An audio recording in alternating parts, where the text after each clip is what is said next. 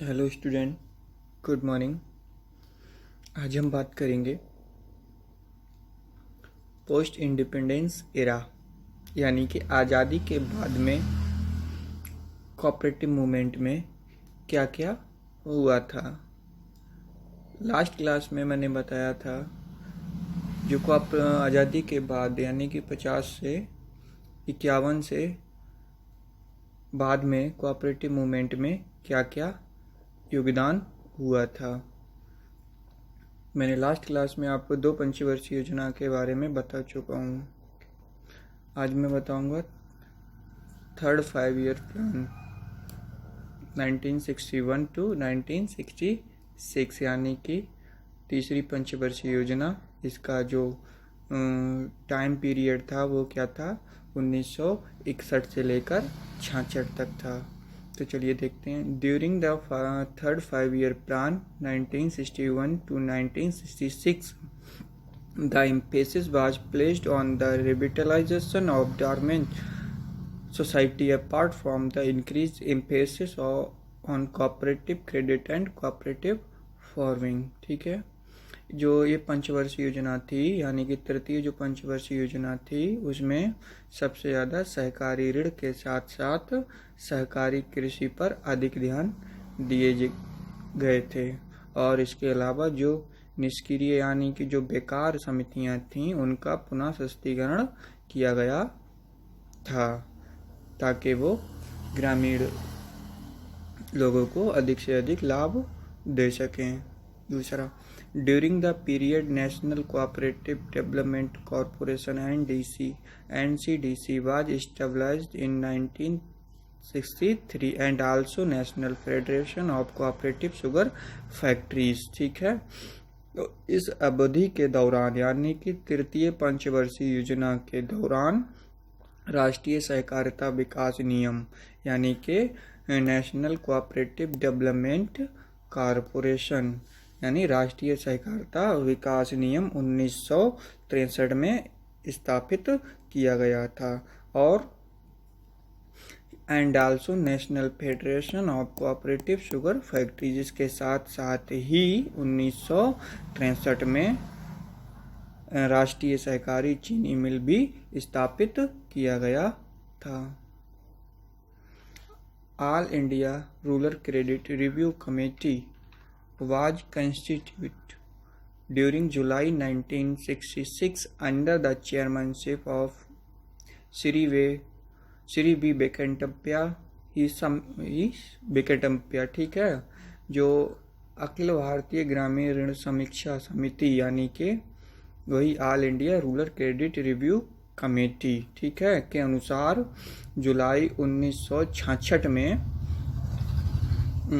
एक कमेटी गठन की गई थी। ठीक है, किसके द्वारा कमेटी गठन की गई थी? ये तुम्हारे वेंकटप्पा जो थे, बी वेंकटप्पा जो थे, उनके द्वारा एक कमेटी का गठन किया गया था। He submitted his final report in the year of 1969 and recommended थी, मतलब इन्होंने अपनी जो फाइनल रिपोर्ट थी वो 1966 में पेश की थी, और उसके साथ ही पेश करने के साथ साथ ही कुछ सिफारिश भी की थी। वो क्या सिफारिशें थी वो चलो देखते हैं। Setting up of small farmer development agency और marginal farmer and agriculture labour development agency and rural electrification corporation, यानी कि लघु विकास एजेंसी के साथ साथ सीमांत किसान और कृषि मजदूर विकास एजेंसी के साथ ग्रामीण विद्युतीकरण निगम की स्थापना की जानी चाहिए थी। दूसरा पॉइंट क्या था? Recognisation of primary society into economically viable unit, यानी कि आर्थिक रूप से व्यवहारपूर्ण इकाइयां जो हैं उनमें प्राथमिक समाजों का पुनर्गठन करना चाहिए या किया जाना चाहिए। तो third one, revitalisation of weak cooperative central bank यानी कमजोर जो सहकारी जो केंद्रीय बैंकें हैं उनको पुनर्जीवन करना चाहिए, उनको दोबारा पुनर्गठन करना चाहिए। ठीक है। चेकिंग ऑफ ओवर ड्यूज यानी कि जो देय राशि है, अति देय राशि है, उनकी जांचें करना चाहिए। Then next, greater flexibility in the conservation of short term loan into medium term loan. अल्पकालीन ऋणों के साथ साथ ही मध्यम कालीन अवधि के लिए ऋणों में बदलने की प्रक्रिया में अधिक लचीलापन होना चाहिए। सिंप्लीफिकेशन ऑफ लोन एप्लीकेशन, ऋण आवेदन का सरलीकरण करना चाहिए, यानी कि उसमें सरलता लानी चाहिए जिससे कि आम आदमी ऋण के लिए आसानी से आवेदन कर सके। Next, disbursement of A part of loan in kind from. ठीक है, ऋण के हिस्से का समान रूप से वितरण करना चाहिए। इस योजना में ये कुछ बिंदु थे जो उन्होंने अपनी फाइनल रिपोर्ट में इन चीज़ों के लिए पेश की थी।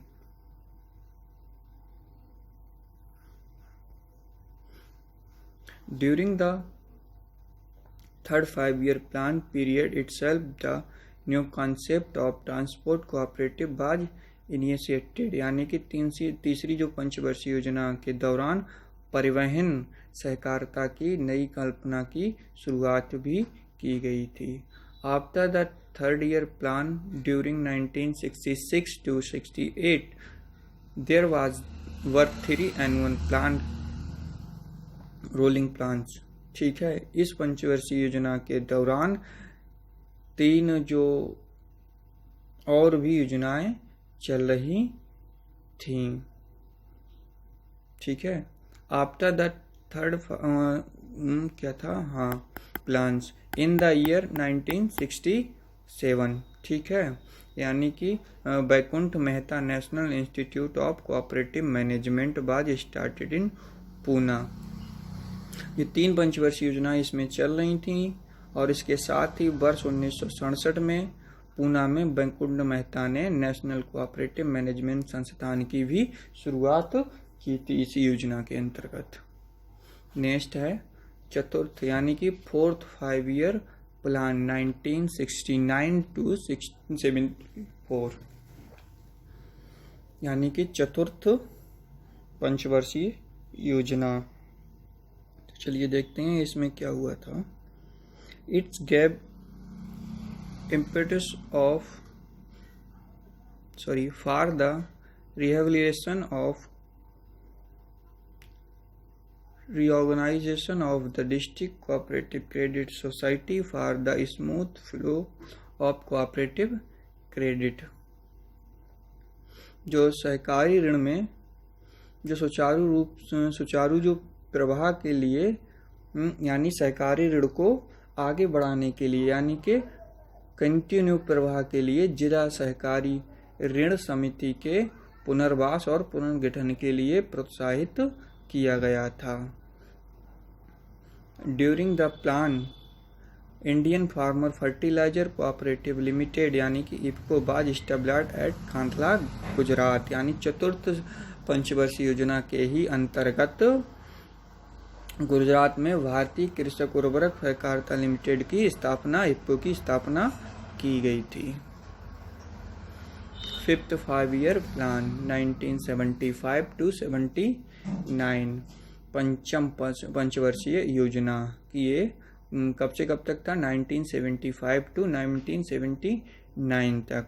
इसमें चलो क्या हुआ था, during fifth 5-year plan 1975 to 79 new fertilizer project were initiated with the success during fourth 5-year plan. पंचम पंचवर्षीय योजना में चौथी के सफलतापूर्वक पूरी होने के बाद इसमें नई परियोजनाओं। चलिए देखते हैं 6th 5-year प्लान 1980 to 85 यानी कि छठवीं पंचवर्षीय योजना। जो इसका कार्यकाल क्या था, 1980 से लेकर 85 तक था। चलो देखते हैं। National bank for rural development was established for providing credit to agriculture and allied activity under the 6th plan 1982-85, यानी कि जो 6वीं पंचवर्षीय योजना थी उसके अंतर्गत राष्ट्रीय ग्रामीण विकास बैंक नाबार्ड की स्थापना की गई थी, जिसके अंतर्गत कृषि और उससे संबंधित गतिविधियों को ऋण प्रदान करने के लिए इसकी स्थापना की गई थी। Next, the strengthening of dairy cooperative was also given importance in the period. NABARD के साथ साथ ही 6वीं पंचवर्षीय योजना में डेयरी सहकारी समिति के लिए मजबूती पर काम किया गया, यानी कि डेयरी को अधिक से अधिक महत्व 6वीं पंचवर्षीय योजना के दौरान दिया गया था। Thank you students. आगे की जो पंचवर्षीय योजनाएं हैं वो मैं नेक्स्ट क्लास में बताऊंगा।